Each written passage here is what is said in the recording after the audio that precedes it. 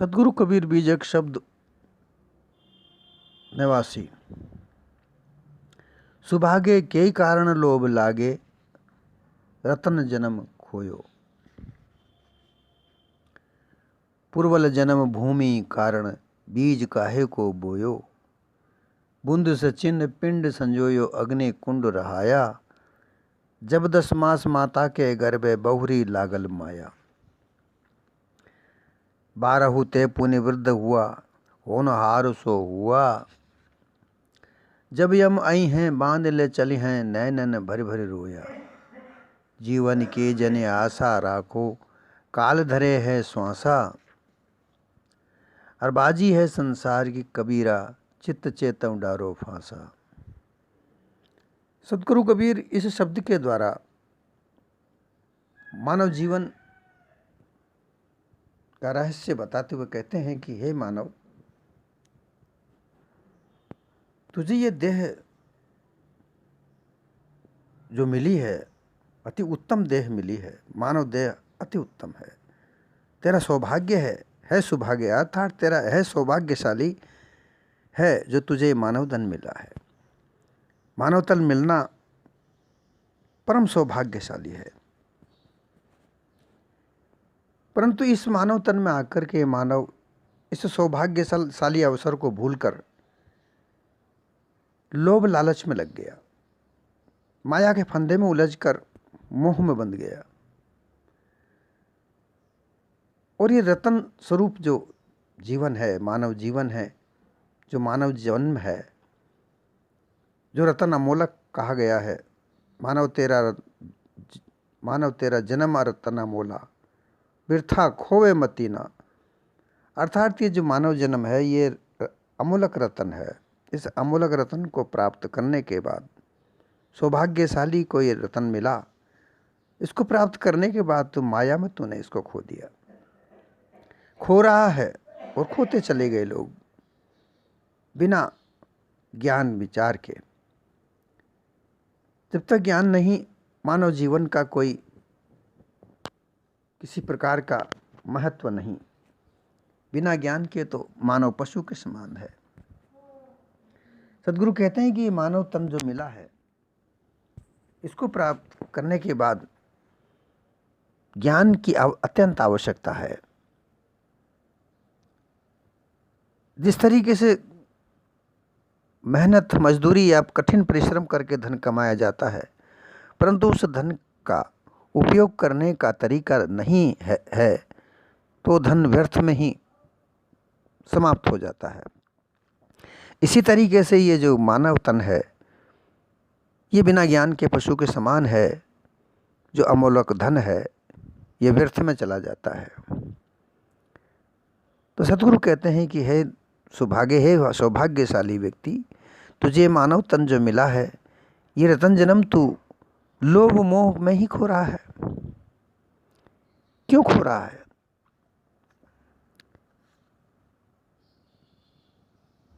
दरिद्र हो रहा है किस लिए? अनित्य नाशवान विकारी विषयों भोग लालच में लगे हो। स्त्री पुत्र घर धनदान, इनकी प्राप्ति में अनर्थकारी लोभ लालच तुम लोगों के किस कारण से लग रहे हो? मूल कारण तुम्हारी अज्ञानता ही है। अर्थात अज्ञानता के कारण तुम्हारा जो जन्म है, ये लोभ मोह में लगा हुआ है। और इसी के कारण तुम विभिन्न प्रकार के भाव बंधनों में बंधे पड़े हो। और फिर जब इन बंधनों का संकट कष्ट तुम्हें मिलता है, तो इसको छूटने की विभिन्न प्रकार के प्रयोग करते हो। कहीं किसी के पास जाके भक्ति करते हो, कहीं उपासना करते हो, कहीं योग करते हो, कहीं कर्म करते हो, परंतु ये मोह बंधन से छूटने का कोई रास्ता तुम्हें नज़र नहीं होता। और तुम्हारा यह रतन धन जो मानव जन्म है, ये व्यर्थ में खो जाता है। पूर्वल जन्म भूमि कारण, बीज काहे को बोयो। प्रवाह रूप अनादिकाल से विषय अध्यासी सब जीव आवागमन में पड़े आ रहे हैं। पूर्वल जन्म अर्थात पूर्वल जन्म का मतलब यहाँ पर आशय ये है, जन्म तो हो ही चुका, अगले जन्म, पिछले जन्म की जो मान्यताएं हैं ये सब एक काल्पनिक हैं, परंतु मानव तन को जन्म होने के बाद में विभिन्न प्रकार की जो इच्छाओं का जन्म होता है, जो इच्छाएं जन्म लेती हैं, उन्हीं इच्छाओं के द्वारा हम विभिन्न प्रकार के कर्तव्य कर्म करते हैं, लोभ लालच करते हैं, और उन कर्मों के द्वारा जो बीज बोते हैं वो आगे जाके उन्हीं का प्रसार प्रसार होता है और उन्हीं का हमारे जीवन पर प्रभाव डलता है। यही पूर्वल जन्म है।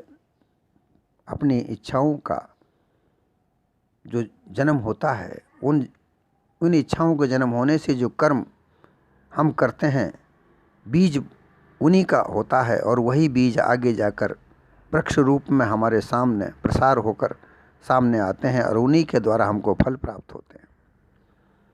जैसा कि हम मानव देह में आकर के सर्वप्रथम चोरी करने लगते हैं, कुछ दिन बाद वह चोरी छोड़ देते हैं, परंतु वो जो चोरी किए हुए फल, जो बीज हैं, वो तो हमने बो दिए, आगे जाके वो कभी ना कभी हमारे सामने आते हैं और उसका कष्ट हमें भोगना पड़ता है। इसी तरीके से जो पूर्वल जन्म, जो हमने हमारी पूर्वल इच्छाओं के खातिर जो जन्म, हमारी इच्छाएं जागृत हुई, जन्म हुआ, उन्हीं के खातिर, उन्हीं के कारण से हमने जो विभिन्न प्रकार के कर्म किए, उन्हीं कर्मों से हमारे जीवन का लक्ष्य आधार बनता है। यही आधार, कारण अर्थात भूमि का कारण, वही कारण हमारे जीवन में आकर के सामने बनता है। बुंद सचिन पिंड संजोयो अग्नि कुंड रहाया। ऐसा बुंद अर्थात स्त्री का रज, पुरुष का वीर्य, ये दो बूंद मिलकर मानव देह की पिंड की रचना होती है और ये अग्नि कुंड में रहता है। अर्थात स्त्री पुरुष जब संभोग करते हैं, स्त्री का रज, पुरुष का वीर्य, दोनों एक साथ होते हैं और वहाँ पिंड की रचना होती है। मानव तन बच्चे के रूप में वहाँ जन्म होता है और वो देह बनती है और वहाँ माता के गर्भ में अग्नि, जठर अग्नि जहाँ होती है, उस जठर अग्नि का कार्य अन्न को पचाना होता है, परंतु उसी अग्नि में, उस जठर अग्नि में ही इस बच्चे का भी पालन पोषण होता है। जहाँ जठर अग्नि होती है वहीं पर उस जठर अग्नि की गर्मी में ही जो देह का निर्माण होता है, जठर अग्नि को वहाँ भोगना पड़ता है। तो ऐसा माना जाता है कि जहाँ विषय आसक्त होकर पुरुष स्त्री संभोग में मिलते हैं और रज और वीर्य दोनों के मिलकर बच्चा जन्म होता है, पिंड की रचना होती है, वो वहाँ 9-10 मास तक माता के कोख में जठर अग्नि के साये में रहकर वो 9-10 मास अग्नि झेलता है। अग्नि से ही वो परिपक्व होता है। वो जो देह बनती है वो अग्नि से ही परिपक्व होती है, परंतु भ्रमिक गुरुआ प्रपंचियों ने उसमें विभिन्न प्रकार के रोचकताएं जोड़कर बताई हैं, परंतु वह अग्नि जो है, उसी अग्नि के ताप से ये देह की परिपक्वता आती है, परंतु वहाँ माया नहीं होती है। जब 9-10 मास संपूर्ण होने के बाद जब बच्चा जन्म लेता है, तब वह इस संसार में आता है जिसे बाहर आना कहते हैं, और बाहर आकर वो अपनी अवस्था को प्राप्त करता है। शिशु बनता है, फिर बालक होता है, फिर युवा होता है, किशोर अवस्था को प्राप्त करके युवा होता है, पर फिर पूर्ण युवा अवस्था पर प्राप्त करता है। फिर जैसे जो शिशु होता है 3 साल तक उसको शिशु कहा जाता है, उसके बाद बालक होता है। 12 साल तक किशोर अवस्था होती है, फिर 16 साल से 20-22 साल तक वह जवान होता है, फिर 25 साल से 30-35 साल तक वह युवा पूर्ण युवा हो जाता है। फिर 40 से 50 साल तक जो उम्र होती है वह संपूर्ण अवस्था होती है। फिर 60 साल पर वृद्धावस्था, फिर 70 पर होने के बाद जड़ अवस्था हो जाती है। इस तरीके से इसकी अवस्थाएं होती रहती है। 12 से पुनि वृद्ध हुआ, होनहार सो हुआ।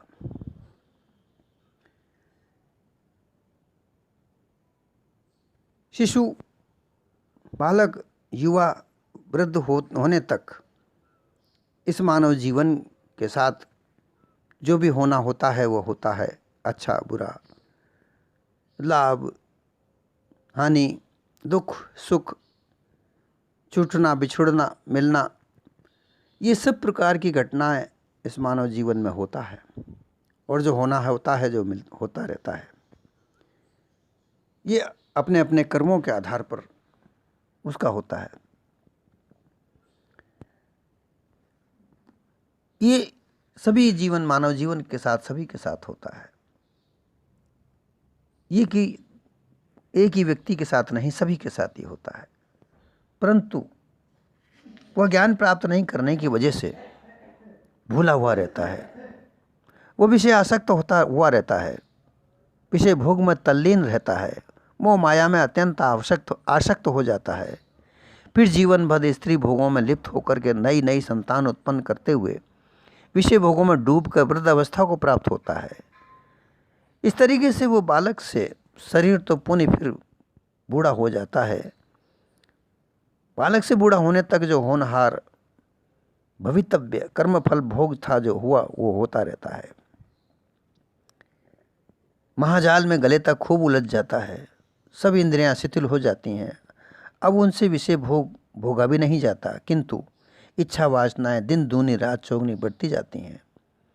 मन के चाहे अनुसार सब काम नहीं होते, घर में तिरस्कार होता है, अपमान होता है, वो सहना पड़ता है। तन मन वचन से दुख बारंबार सहकर व्याकुल होकर तड़पता रहता है, परंतु ज्ञान के बगैर वो इन बंधनों को काट नहीं सकता। मृत्यु हो जाने तक भी वह परेशान होकर, कुंठित होकर आखिरी श्वास तक तकलीफ में रहता है, दुख में रहता है। अगर उसे ज्ञान हो जाता तो ये सारे कुंठाएं, ये सारे दुख, ये सब उसके नहीं होते। जब वो यम आई हैं बांधे चलई हैं, नैनन भर भर रोया, जब आखिरी सांस रह जाती है, ऐसा कहा जाता है कि यम आते हैं और जीव को ले जाते हैं। अर्थात जब शरीर से मृत्यु आती है, मृत्यु आना सत्य है। जन्म और मृत्यु दोनों सत्य हैं। देह धारण की है, देर जर्जर होने तक रहती है, जर्जर होने पर इसको त्यागा जाता है। परंतु अगर ज्ञान है, स्वरूपवान है, विद्वान है, विवेकशील है, तो ये इसका मोह नहीं करना चाहिए। परंतु जब ज्ञानवान विवेकवान नहीं होते तब विभिन्न प्रकार के मोह जाल में उलझा हुआ वह रोता है। आंखों से आंसू आता है कि मेरा यह धन छूट रहा है, मेरा यह पुत्र छूट रहा है, मेरी प्रिय स्त्री छूट रही है, मेरे प्रिय मित्र छूट रहे हैं। ऐसी बातें सोच सोच कर वह रोता है, परंतु फिर भी ये देह छूटती ही है। और अगर विवेकशील हो जाता है, ज्ञान प्राप्त करने के बाद अगर जब विवेक प्राप्त होता है, विवेकशील होने के बाद में ये मोह भय नहीं रहता। इसलिए सद्गुरु कबीर चेताना चाहते हैं कि जब तक तुम्हारी देह है, ज्ञान प्राप्त हो, विवेकशील हो जाओ, दृढ़ वैराग धारण करो। जो तुम्हारा है, जो तुम्हें मिला है, वो केवल तुम्हें उनका प्रयोग करने के लिए है, उनमें आसक्ति बांधने के लिए नहीं। जो तुम्हें धन धान्य वैभव मान सम्मान प्राप्त हुआ है, ये तुम्हारे साथ कभी नहीं रहने का, ये एक दिन छूटने का जरूर है। जो भी तुम्हें साधन संपन्न मिले हैं, वो सब साधन संपन्नों का तुम उपयोग करो, परंतु उनमें अपने आप को बांध के मत रखो, उनमें मोह मत लगाओ। मोह बांधने से ही कष्ट होता है, यही बंधन होता है। ये बंधन से छुटकारा नहीं हो सकता, इसलिए जब देह छूटती है तो नैन भर भर के रोते हैं। जीवन की जनि आस आराखो, काल धरे है श्वासा। ये मानव जीवन अति उत्तम प्राप्त हुआ। सौभाग्यशाली है जिनको मानव तन प्राप्त हुआ, लेकिन सौभाग्यशाली अवसर को भूलकर, अमोल मानव तन को भूलकर विषय भोग में अधिक जीने की चाह में विभिन्न प्रकार के क्रियाओं के द्वारा, कायाकल्प के द्वारा इस जीवन को, इस देह को लंबे समय तक सुदृढ़ रखने के लिए इच्छा से इसको लंबी उम्र तक जीते हैं, ज़्यादा जीने की इच्छा रखते हैं, और ज़्यादा इच्छा रखने के कारण विभिन्न प्रकार के कायाकल्प, विभिन्न प्रकार की प्राणवायु को ब्रह्मांड में चढ़ाकर लंबी आयु बढ़ाने के प्रयास करते हैं, अंधविश्वास में जीते हैं, लंबे जीवन की आशा भरोसा में जीते हैं, और चाहते हैं कि हम कई कई सालों तक जिएं, हजारों साल तक जिएं। ऐसी इच्छा रखकर लोग जीते हैं।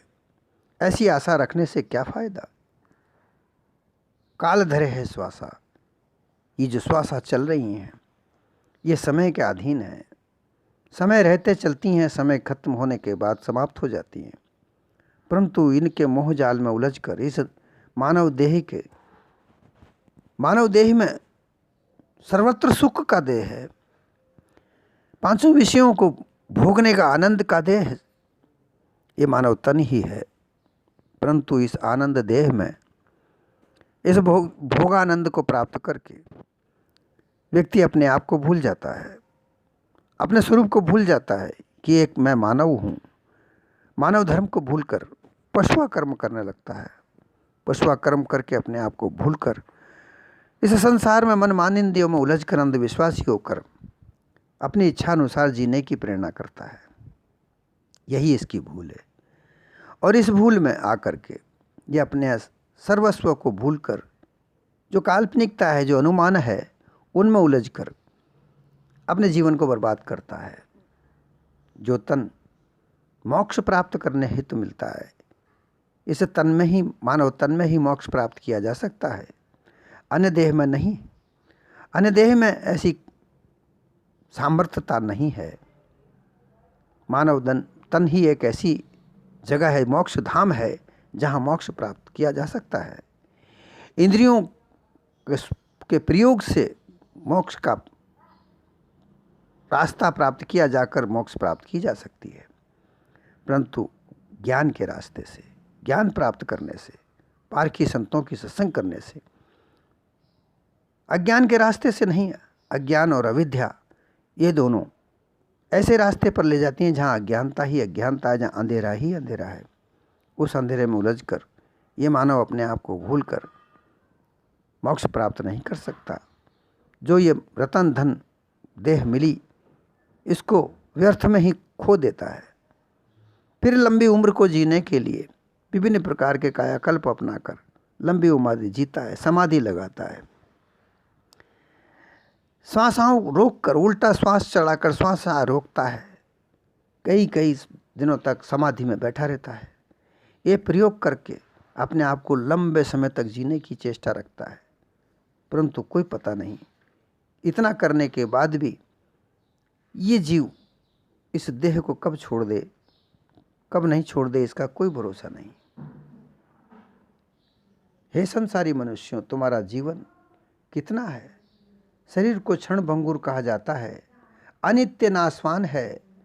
इसमें पंच विषयों भोगों के अत्यंत आसक्त होकर फिर लंबे समय तक जीते रहने का क्या आशा भरोसा रखना। मिथ्या दुराचार में, दुराशा में क्यों भूले पड़े हो? आपस में ही देख कर रहे हो, बालक भी मर गया, बूढ़ा भी मर गया, जवान भी मर गया। ये क्षण भंगुर शरीर का कोई भरोसा नहीं, इसमें लंबे समय की आशा रखना निरर्थक है। आगे कहते हैं, बाजी है संसार कबीरा, चित्त चेतई डारो फांसा। सदगुरु कबीर कहते हैं कि हे नरजीव, हे मानव तन में धारण रहने वाले चेतन स्वरूप जीव, तुम्हारा स्वतः स्वरूप चेतन नित्य है, सत्य है, अखंड है, ज्ञानाकार है। सो तुम अपने सत्य पारक स्वरूप में ठहर कर सत्य मिथ्या जड़ चेतन सार असार आदि सबको परखो। तुमसे परे और कोई सत्य वस्तु नहीं है। भ्रमिक गुरुआ लोगों ने इस संसार में संशयप्रस्त लोग होकर जितनी भी मतांतर की अनेक वाणी बनाई हैं, सो सब वाणी है, ये बाजी है, मिथ्या इंद्रजाल के मेल तमाशा ग्रंथ देखा के भुलाने हेतु बाजीगर का खेल मात्र है। सो सब तुम्हें बांधने का फांसा है। ये फांसा, ये वाणी, ये कल्पना का महाजाल है। उन्हें परीक्षा दृष्टि से देखकर, समक्ष बूझकर, अपने चित्त में चेत कर, सचेत होकर के ब्रह्म, ईश्वर, महात्मा, परमात्मा, देवी, देवता, भूत, प्रेत, लोक, वेद इत्यादि संपूर्ण वाणी कल्पना के महाजाल को परख कर, छिन्न भिन्न विनष्ट करके, इनसे दूर हटकर इनको दूर फेंक दो और मिथ्या जड़ जाल से निकलकर अपने सत्य चेतन पारक स्वरूप में स्थिर हो जाओ। हे नरजीवो, तुम्हारा ये मानव तन यही प्राप्त करने के लिए है। ज्ञान के रास्ते पर चलकर अपने निस्वरूप को प्राप्त करके इसमें स्थित होने के ही लिए ही तुम्हें मानव देह मिली है। इस मानव देह को प्राप्त करके अपने निस्वरूप चेतन स्थित होकर अपने स्वरूप में जागृत हो जाओ, वरना ज्ञान के रास्ते पर तुम्हारा नाश होना है। जिस तरीके से अन्य नाश हुए, भूल में पड़े हैं, इसी तरीके से तुम भी भूल में पड़े रहोगे। इस भूल को त्याग कर अपने निस्वरूप में स्थित होकर निभ्रांत हो जाओ, निश्रांत हो जाओ। विश्वास के साथ अपने चिर अवस्था को प्राप्त करो, ज्ञान स्वरूप में स्थिर हो जाओ।